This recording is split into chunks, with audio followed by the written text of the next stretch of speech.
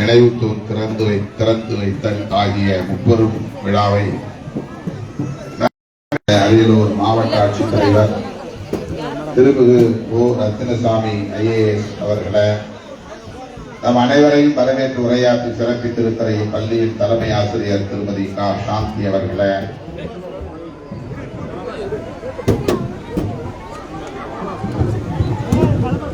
இந்த பள்ளியின் பெருமை குறித்தும் கல்வியின் அருமை குறித்தும் நம்மிடையே சிறப்புரை ஆற்றி அமர்ந்திருக்கிற இந்த மண்ணின் மைந்தர் மாண்புமிகு முதல்வர் அவர்களால் அரியலூர் அரிமா என்று அழைக்க பெற்ற நமது போக்குவரத்து துறை அமைச்சர் அண்ணன் சி சிவசங்கர் அவர்களை,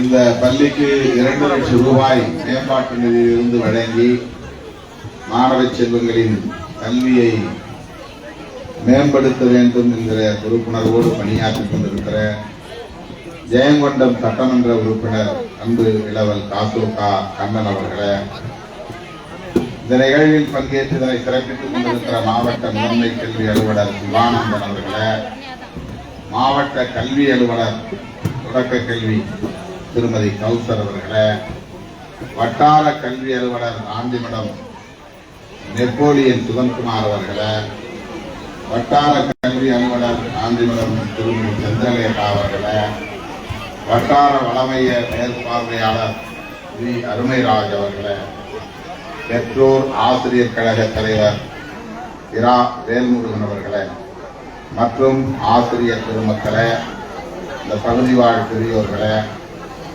என்னோடு வருகை தந்திருக்கிற தம்பி அங்கனூர் சிவா அவர்களை, கதிரேசன் அவர்களை, காட்டாத்தூர் மகாலிங்கம் என்கிற தமிழ்மாறன் அவர்களை,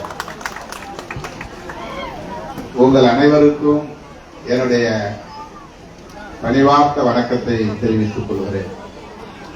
காலம் தாழ்ந்து இந்த நிகழ்ச்சி நடைபெற்றுக் கொண்டிருப்பதற்கு நான் காலம் தாழ்ந்து வர நேர்ந்தமைதான் காரணம் என்பதால் முதலில் எனது வருத்தத்தை தெரிவித்துக் கொள்கிறேன். காலத்தாழ்வு நேர்ந்ததற்கு என்ன காரணம் என்பதை மாண்புமிகு அமைச்சர் அவர்கள் உங்களிடையே எடுத்துரைத்தார். காலத்தாழ்வாக இந்நிகழ்வு நடந்தாலும் கூட அனைவரும் காலையில் இருந்து பொறுமையாக காத்திருந்து இந்த 100ஆண்டு விழா கொண்டாட்டத்தை சிறப்பித்துக் கொண்டிருக்கிற உங்கள் அனைவருக்கும் முதலில் என்னுடைய நன்றியை தெரிவித்துக் கொள்கிறேன். நீண்ட நேரம் நான் எடுத்துக்கொள்ள விரும்பவில்லை. 10 மணியிலிருந்து நீங்கள் காத்திருக்கிறீர்கள். இந்த பள்ளியின் வரலாறு குறித்து நம்முடைய அமைச்சர் அவர்கள் இங்கே சுருக்கமாக எடுத்துரைத்தார். ஆசிரியர் மாசிலாமணி அவர்கள் இதே பள்ளியில் படித்து மறுபடியும் இதே பள்ளிக்கு தலைமை ஆசிரியராக பொறுப்பேற்றார் என்பதையும், தன்னோடு படித்த தன்னுடைய வகுப்பு தோழர் திருமதி சாந்தி அவர்கள் இன்றைக்கு இந்த பள்ளியிலே படித்த மாணவி, அதே வேளையில் இந்த பள்ளிக்கு தலைமை ஆசிரியர், இப்படி இந்த பள்ளி மாணவர்களாக இருந்தவர்களே இன்றைக்கு பள்ளி தலைமை ஆசிரியர்களாக பொறுப்பேற்கக்கூடிய அளவுக்கு ஒரு நெடிய பாரம்பரியம் உள்ள ஒரு பள்ளி இந்த பள்ளி என்பதை எடுத்துரைத்தார். அத்துடன் நிதி அமைச்சர் தங்கம் தென்னரசு அவர்கள் ஏற்கனவே பள்ளி கல்வித்துறை அமைச்சராக இருந்த போது இந்த வட்டாரத்தின் 48 தொடக்க பள்ளிகள் நடுநிலை பள்ளிகளாக தரம் உயர்த்தப்பட்ட வரலாற்றையும் இங்கே சுருக்கமாக எடுத்துரைத்தார். என்னுடைய சொந்த கிராமத்தில் நான் படித்த பள்ளி, நான் படிக்கிற போது நடுநிலை பள்ளியாக இருந்தது. பிறகு தொடக்க பள்ளியாக தரம் குறைந்துவிட்டது. அதன் பிறகு திராவிட முன்னேற்ற கழக ஆட்சியின் காலத்தில் அண்ணன் தங்கம் தென்னரசு அவர்கள் பள்ளி கல்வித்துறை அமைச்சராக இருந்த போதுதான் அந்த பள்ளி மறுபடியும் நடுநிலை பள்ளியாக உயர்ந்தது. இப்போது அது உயர்நிலை பள்ளியாக உயர்ந்திருக்கிறது.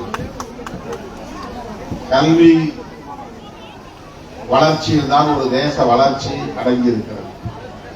கல்வி வளர்ச்சியில் தான் ஒரு மாநில வளர்ச்சியும் அடங்கியிருக்கிறது. கல்வி வளர்ச்சியில் தான் ஒரு மாவட்டத்தின் வளர்ச்சியும் அடங்கியிருக்கிறது. கல்வி வளர்ச்சியில் தான் ஒரு குடும்பத்தின் வளர்ச்சியும் அடங்கி இருக்கிறது. கல்வி வளர்ச்சியில் தான் ஒவ்வொரு தனிநபரின் வளர்ச்சியும் அடங்கி இருக்கிறது. எனவே இத்தனை ஏக்கர் நிலங்கள் இருக்கின்றன என்பதை விட என் வீட்டில் உள்ள பிள்ளைகள் அத்தனை பேரும் படித்திருக்கிறார்கள் என்பதுதான் பெருமைக்குரியது. எவ்வளவு நிலம் இருக்கிறது, எவ்வளவு வீடு இருக்கிறது, எவ்வளவு ஆடு மாடுகள் இருக்கின்றன, எவ்வளவு நகை நட்டுகள் இருக்கின்றன என்பது அல்ல பெருமை. நம் குடும்பத்தில் உள்ள ஒவ்வொருவரும் படித்திருக்கிறார்கள், விவரம் அறிந்தவர்களாக இருக்கிறார்கள், நாட்டு நடப்பை அறிந்தவர்களாக இருக்கிறார்கள், நாகரிகம் கற்றவர்களாக இருக்கிறார்கள், தன்மானம் உள்ளவர்களாக வாழ்கிறார்கள், தலை நிமிர்ந்து வாழ்கிறார்கள் என்பதுதான் நமக்கு பெருமை. ஆகவே நாம் தன்மானத்தோடு வாழ வேண்டுமானால், தலை நிமிர்ந்து வாழ வேண்டுமானால், தற்சார்போடு வாழ வேண்டுமானால் நமக்கு தேவை ஒன்றே ஒன்றுதான். அது கல்வி, கல்வி, கல்வி, கல்வி என்பதுதான். எனவே நான் பெற்றோருக்கெல்லாம் கொடுக்கிற வேண்டுகோள், நீங்கள் எத்தனை பிள்ளைகளை பெற்றாலும் அத்தனை பிள்ளைகளையும் படிக்க வைக்க வேண்டும் என்பதில் உறுதியாக இருக்க வேண்டும். இப்போதெல்லாம் அரசாங்கமே பிள்ளைகளின் கல்வியில் கவனம் செலுத்துகிறது, ஊக்கப்படுத்துகிறது, அதற்கான திட்டங்களை எல்லாம் தீட்டுகிறது. அதிலே நம்முடைய மாண்புமிகு முதல்வர் அண்ணன் தளபதி ஸ்டாலின் அவர்கள் இந்தியாவுக்கே வழிகாட்டக்கூடிய வகையில் புதிய புதிய பல திட்டங்களை அறிவிக்கிறார். அதிலே ஒன்றுதான் புதுமை பெண் திட்டம், இன்னொன்று தமிழ் முதல்வன் திட்டம், இன்னொன்று நான் முதல்வன் திட்டம். இவையெல்லாம் பிள்ளைகளின் பள்ளி கல்வியை ஊக்கப்படுத்தி உயர் கல்விக்கு கொண்டு போய் சேர்க்கக்கூடிய திட்டங்களால் தொலைநோக்கு பார்வையுள்ள திட்டங்கள்.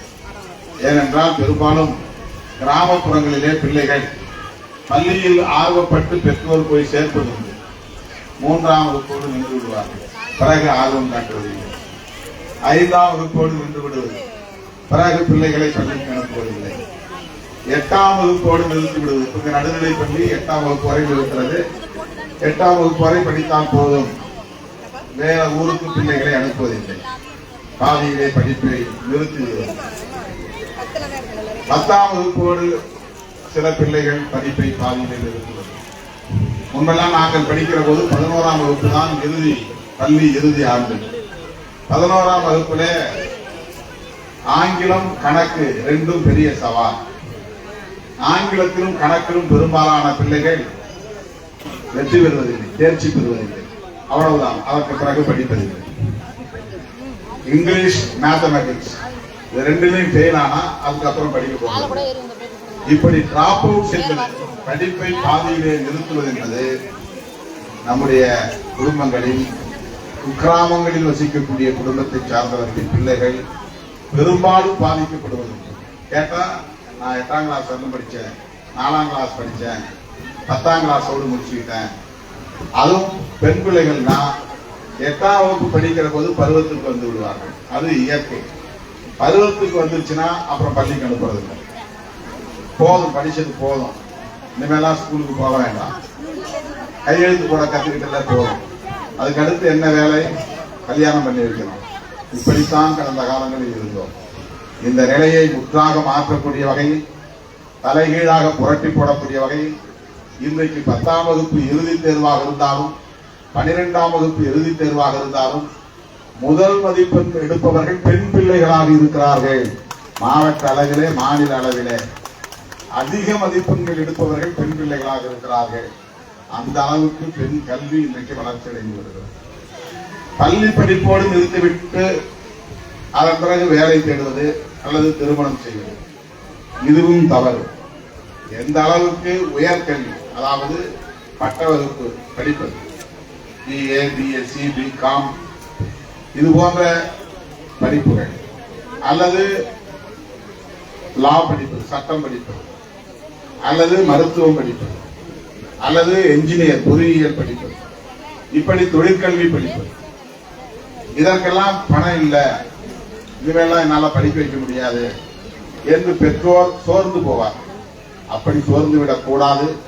அந்த உயர் கல்வியை மேலும் ஊக்கப்படுத்த வேண்டும் என்பதற்காக அரசு பள்ளிகளில் படிக்கிற பிள்ளைகளுக்கு உயர்கல்வியில மாதந்தோறும் ஊக்கத்தொகை வழங்குகிற திட்டம்தான் மாண்புமிகு முதல்வர் அவர்கள் அறிமுகப்படுத்தி இருக்கிற புதுமை பெண் திட்டம், தமிழ் புதல்வன் திட்டம் போன்றவையெல்லாம். நோக்கம் என்ன? பள்ளி படிப்போடு நின்றுவிடக் கூடாது என்பதுதான். உயர்கல்விக்கு செல்ல வேண்டும். நீங்க காலேஜ் வரைக்கும் பிள்ளைங்களை அனுப்பிச்சிட்டீங்கன்னா அதுக்கு பிறகு அவனுக்கு உலகம் தெரியும். அவன் 100 பேருக்கு வழிகாட்டுவான். உண்மையில் நாம் எப்படி வாழ வேண்டும் என்பதை அதன் பிறகுதான் அவன் கற்றுக்கொள்ள முடியும். சொந்த காலில் இருக்கிற தைரியத்தை, தன்னம்பிக்கையை பெற முடியும். அப்பா அம்மாவை சார்ந்து வாழாமல், குடும்பத்தினருக்கு பாரமாக இல்லாமல் தனித்து வாழ்வது எப்படி, தன் சொந்த காலில் நின்று வாழ்வது எப்படி என்கிற அந்த தன்னம்பிக்கையை பெற முடியும். எனவே இந்த பள்ளியில் அப்படி படித்து பல பேர் பல பொறுப்புகளுக்கு, பதவிகளுக்கு, அரசு வேலைகளுக்கு போயிருக்கக்கூடிய வரலாறு இருக்கும். அந்த வரலாறு கொண்ட 100 ஆண்டு கால வரலாறு கொண்ட இந்த பள்ளியில் இன்றைக்கு 100ஆண்டு விழா நடப்பது மகிழ்ச்சி அளிக்கிறது. அப்படிப்பட்ட பெருமைக்குரிய விழாவிலே பங்கேற்கிற வாய்ப்பை எனக்கு வழங்கிய பள்ளி தலைமை ஆசிரியர் உள்ளிட்ட அனைவருக்கும் என்னுடைய நன்றியை தெரிவித்துக் கொள்கிறேன். இந்த விழாவிலே இன்றைக்கு நம்முடைய மாண்புமிகு அமைச்சர் அவர்களும் மாண்புமிகு சட்டமன்ற உறுப்பினர்களும் பங்கேற்று பிள்ளைகளுக்கு வாழ்த்துக்களை தெரிவித்திருக்கிறார்கள். அவர்களோடு சேர்ந்து நானும் உங்களுக்கு வாழ்த்துக்களை தெரிவித்து இந்த வாய்ப்புக்கு நன்றி கூறி முடிக்கிறேன். நன்றி, வணக்கம்.